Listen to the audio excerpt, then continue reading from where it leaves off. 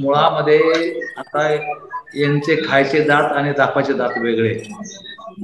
50 खोके बोलणारे आता किती खोके घेऊन चूप बसलेत, किती खोके घेऊन भाजपमध्ये गेलेत, हे त्यांनी सांगावं ना. आता इतरांवर आरोप करणं सोपं आहे, इतरांवरती आरोप करणं सोपं आहे, पण आता जेव्हा आपलं येतं ना तेव्हा आपलं तरी काहीतरी आठवतं की हा वार झाला, ते वार झाला, ते केलं त्यामुळे मी आलं, ही कृती यांना आत्ता आली.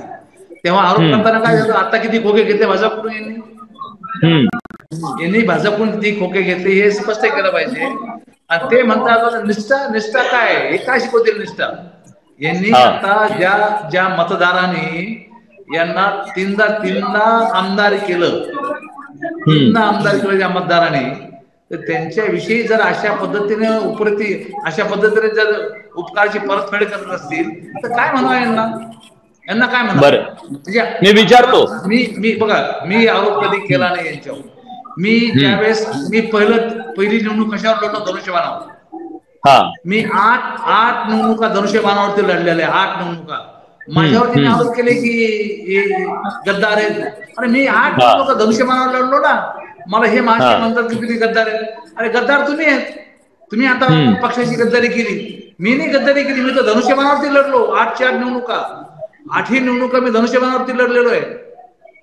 त्यामुळे मी गद्दारी नाही केली, गद्दारी यांनी केलेली आहे. पक्षाशी, या मतदाराशी गद्दारी केलेली आहे आणि काँग्रेसची गद्दारी केलेली आहे. त्यामुळे हा ठप्पा त्यांच्या कपाळावरचा पुसता जाणवा नाही करत. कैलासजी, म्हणजे असं म्हणतो आपण की जो वार केला, ज्या बाणातून वार केला तोच बाण आपल्यावरती उलट, अशा पद्धतीत झालंय का तुमचं?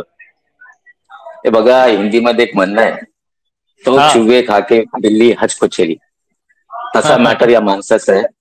हा माणूस अगोदर आमच्या सोबत पहिले अगोदर हा शरद पवार काँग्रेसमध्ये होता, नंतर युथ काँग्रेस माझ्या सोबत आला, नंतर हा शिवसेनेत आला, त्याच्यानंतर उद्धव ठाकरे यांना सोडून शिंदेकडे गेला. म्हणजे याच्या राजकीय प्रवासमध्ये यांनी 4 धोका लोकांना दिलेला. आपण एकेरी नको बोलायला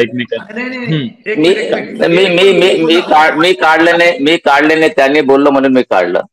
त्याला काही बोलता मुद्दे मांडू ना, आपण तेच मुद्द्यावर ते बघा, त्यांनी डायरेक्ट जेव्हा माझ्यावर गद्दारी म्हटलं, मी त्यांचं दाखवतो ना. म्हणजे त्यांना असं नाही ना, तुम्ही पण म्हणालात त्यांना, असं नाहीये ना, तुम्ही पण त्यांना म्हणाला. सुरुवातीला मी बोललो नाही.